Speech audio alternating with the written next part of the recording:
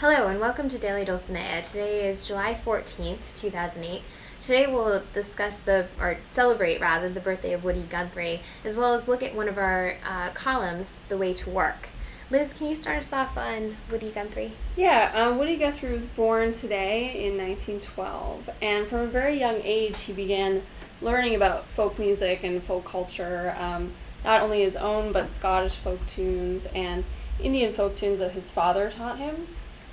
He, from a very young age, was interested in a lot of different instruments. He even played a straw at one point and played the harmonica backwards.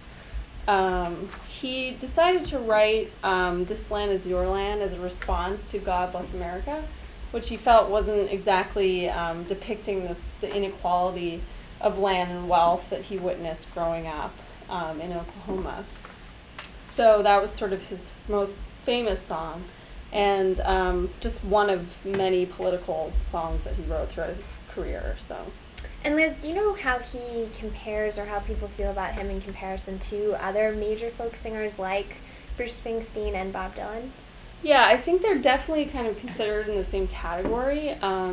Probably Bruce Springsteen and Bob Dylan are more famous just because they have a sort of broader range of songs, love songs, and more sort of patriotic songs, but Woody Guthrie tends to be considered more sort of critical and just more political overall in the things that he wrote. So, well, thank you. And from politics and music, we go to politics in the office. Rachel, can you tell us a little bit about our new column? Today we're talking about gossip in the office, but why don't you tell us a little bit about our column? The Way to Work covers a different aspect of the working world every week. So we've done email etiquette, how to write a resume, how to deal with an office relationship or avoid one, just anything that people who are entering the workforce might need to know, or anybody who needs a refresher course who's been there for a while, just kind of little behavioral things. Great. And some career stuff.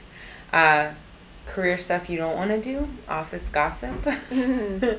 One thing I learned this week was that there's office gossip and then there's defamation of character. So if you have a coworker who's like always on the phone with his wife and it's really annoying, and you say, God, he's always on the phone with his wife all day, does he work at all?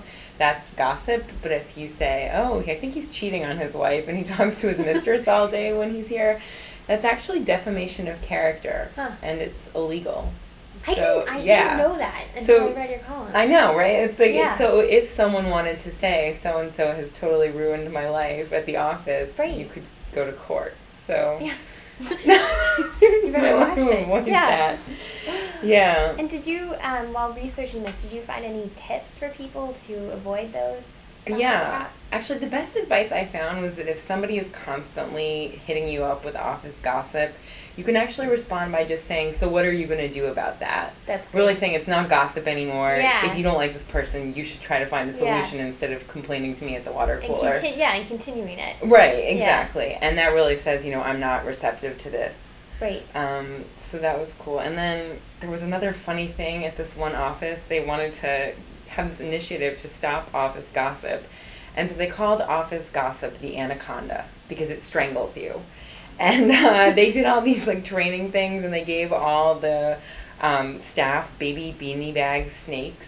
And they said that everyone was really being entertained by this workshop, and they didn't need to be entertained by office gossip anymore. That's interesting. Yeah, so that it's actually sort of a friend-making thing, but they found a way to get around it. Beanbags. And I know you mentioned briefly, you were saying that when some of these people, they were the first ones to be fired in their office? Yeah, I mean, a lot of managers will look to office gossips to get information about other people at their office, but at the same time, if it gets a little bit out of hand, managers will know that you're the office gossip. And I read about people who were like, people knew that I had opinions, and then when layoffs came, I was the first to go. Wow. Because it's just not good for morale. Yeah. So, what are you going to do about it? I'm going to remember that. Keep in mind. Don't talk to anyone. Don't talk to anyone. Don't speak, yeah. Well, thank you.